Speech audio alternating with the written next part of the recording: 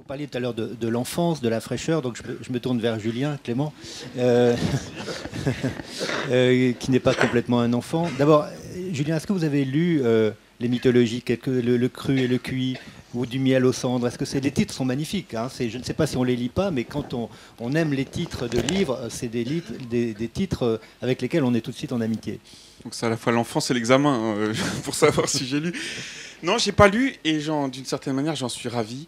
Je chemine dans cette œuvre, je n'ai pas tout lu et je m'approprie peu à peu en essayant de comprendre le parcours intellectuel. Voilà, en tant alors, qu'anthropologue, c'est ça ça qui m'intéresse, c'est d'aller chercher où est-ce qu'il est parti, comment il est arrivé à ces différentes étapes de son travail et comment on peut essayer de s'inspirer de cette méthode qui est extrêmement ambitieuse. Alors comment faites-vous? Expliquez-nous, parce que donc, vous êtes allé au Samoa pendant une année, ouais, et vous aviez un bagage intellectuel, j'imagine, immense, et vous aviez quelque part l'étoile Lévi-Strauss qui brillait. Qu'est-ce que ça vous a apporté? Est-ce que ça a été un guide dans votre travail? Ou au contraire, il faut avoir un regard éloigné, comme disait Lévi-Strauss, sur quand on fait son propre travail d'anthropologue?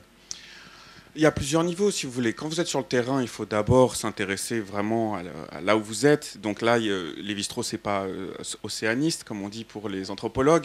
Il est spécialiste de l'Amérique. Donc du coup, là-dessus, il n'y avait pas directement une prise. C'est en revenant que j'ai retrouvé ensuite des textes qui me servent de manière très importante.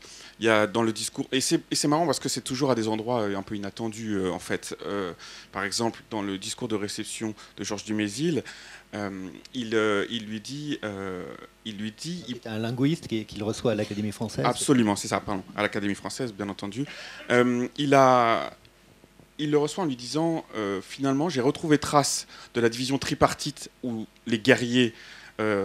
donc Dumézil a une théorie sur les Indo-Européens où il explique la division de la société en différents corps. Le corps politique, le corps des guerriers et le corps de la fécondité, ce qu'il appelle la fécondité qui implique la production agricole, les femmes, etc.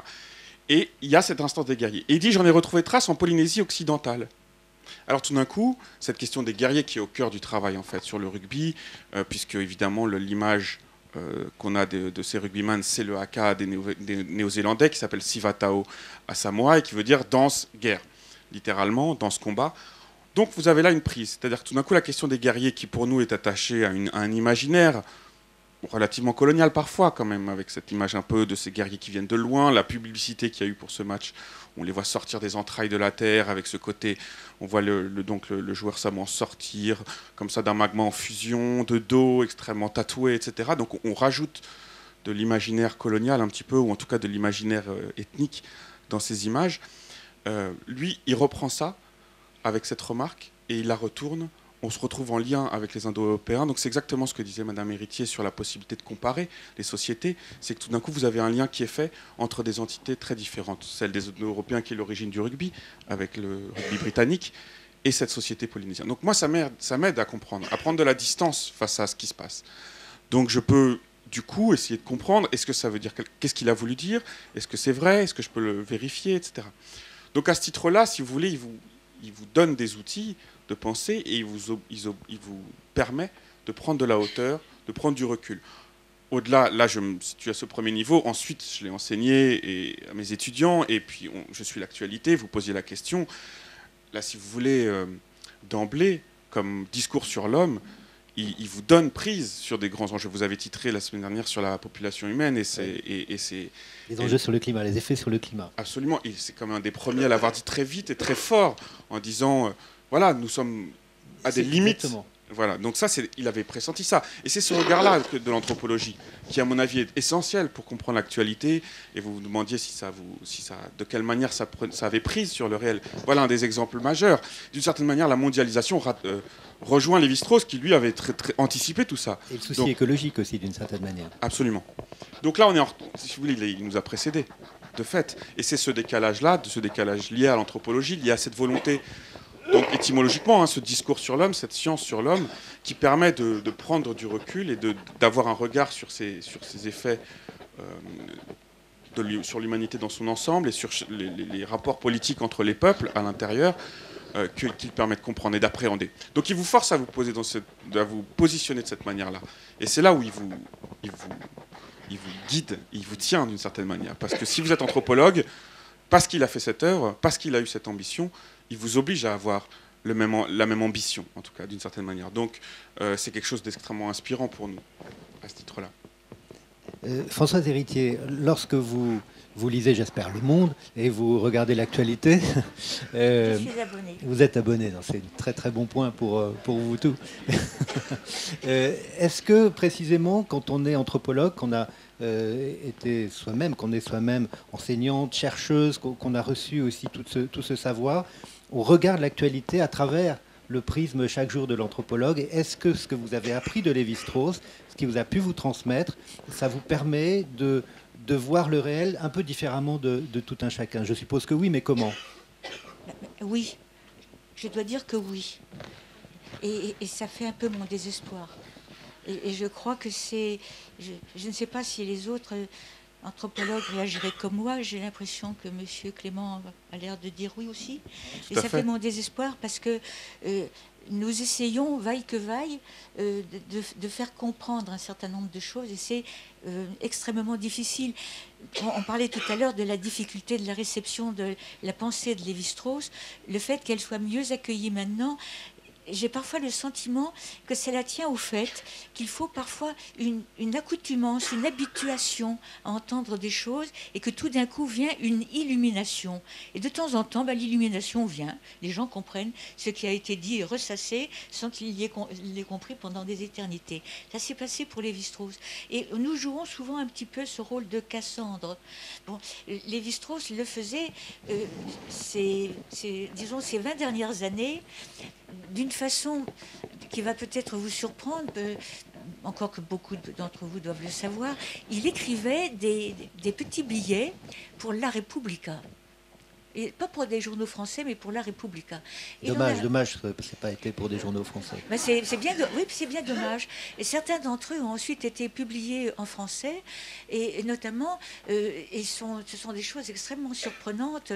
Je pense à l'un d'entre eux, nous sommes tous des cannibales, enfin, siamo tutti cannibali, et aussi sur la vache folle, où il explique que la vache est folle et elle est aussi cannibale, pour expliquer que nous avons perturbé le système normal alimentaire, que nous avons rendu les vaches cannibales et que d'une certaine manière nous en payons le prix. Bon, donc c'est, vous voyez, une manière assez intéressante de voir les choses.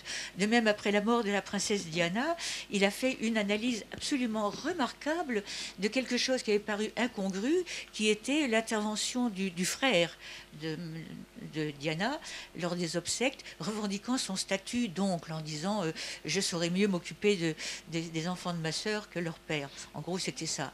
Et lui explique cela comme étant, dans une occasion de trouble, la remontée à la surface de quelque chose que nous avons oublié dans notre culture, au bénéfice, qui est le privilège de l'oncle maternel, qui existait. Regardez Charlemagne et Roland, par exemple, nous le connaissions, mais nous l'avons oublié. Et puis tout d'un coup, hop, on s'aperçoit que c'est toujours là. Et l'un des derniers qu'il a publié, c'est L'homme, cette maladie mortelle de la Terre. L'homme, cette maladie mortelle de la Terre. Donc, et je crois que ces petits billets qu'il envoyait dans La Repubblica et dont j'aimerais bien qu'un jour... François Héritier, vous m'avez donné une idée que je vais exploiter dès demain matin. Il y a quelques rédacteurs en chef ici. Je vois Michel Cajman. Je pense qu'on demandera à nos amis de La Repubblica, Enzo Mauro, de les traduire et de les publier parce que c'est quelque chose d'inouï, parce que justement, c'est à travers des petites choses... Pardon ? Alors, raison de plus, on serait très heureux, Madame Lévi-Strauss, de les publier dans Le Monde. Je vais vous lire un extrait de Triste Tropique qui commence par cette phrase formidable qui dit « Moi qui gémis devant les ombres. J'avais voulu aller jusqu'à l'extrême pointe de la sauvagerie, n'étais-je pas comblé chez ces gracieux indigènes que nul n'avait vu avant moi, que personne peut-être ne verrait plus après. Au terme d'un exaltant parcours, je tenais mes sauvages. Hélas, ils ne l'étaient que trop. Aussi proche de moi qu'une image dans le miroir, je pouvais les toucher, non les comprendre. Je recevais du même coup ma récompense et mon châtiment. » C'est magnifique. Et alors, Pierre Nora, justement, je voulais vous passer la parole parce que sur ce livre, Triste Tropique, vous avez écrit que c'était un moment de la conscience occidentale. Et je vous cite, Vous saluez un mélange étonnamment fondu de récits d'aventure, d'essais de moralistes, de philosophie des cultures, d'ethnographie érudite et de peinture de paysages placés sous le signe de Rousseau. On en parlait tout à l'heure. 500 pages d'oraison lyrique écrites visiblement d'Inger avec la plume de Bossuet. Les ramener, c'est laisser pour compte de l'histoire au foyer le plus incandescent de notre identité, en son moment le plus ébranlé de l'après-guerre. Alors, on a le sentiment que il a une vision, et vous aussi d'ailleurs en lisant le livre de Lévi-Strauss, qu'à la fois il est extrêmement privilégié d'avoir ce contact qu'il ne comprend pas complètement mais qu'il perçoit, et d'avoir le pressentiment de la fin. C'est-à-dire que, et aujourd'hui, je ne sais pas ce qu'il pensait de Céline lui-même ces dernières années, mais d'avoir eu le malheur d'avoir eu raison. Oui, c'est compliqué. Mais il y a quand même un mot à travers ce que vous venez de citer de Lévi-Strauss qui nous engage à dire un mot qui n'a pas encore été prononcé, c'est le mot grand écrivain.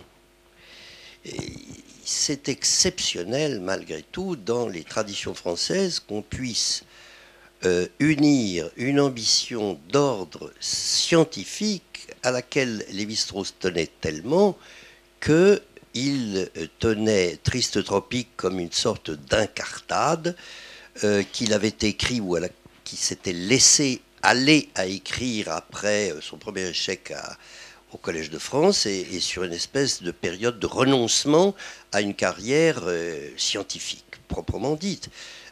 Mais fondamentalement, il a eu ce que je rappelais, cette espèce de grande ambition scientifique. Or, c'est très rare que cette grande ambition scientifique, qui en plus chez cet homme est d'une abstraction intense, soit aussi saisie du sensible sous toutes les formes, et d'un sensible vital, vécu, pathétique, dans le cas de ce que vous rappelez sur les sauvages, enfin sur les sauvages, sur les indigènes, et qui soit exprimé dans cette rhétorique qui est celle de la grande littérature française, par quoi il restera. Et puisque je parlais tout à l'heure du refus plus ou moins que Gallimard avait, enfin bref, il est dans la Pléiade. Et dans la Pléiade, il a choisi des textes d'inspiration très littéraire à faire.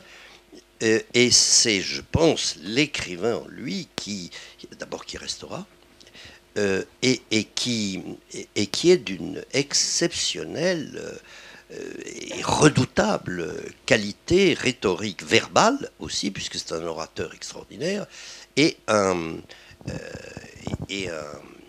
écrivain inégalé, littéralement inégalé.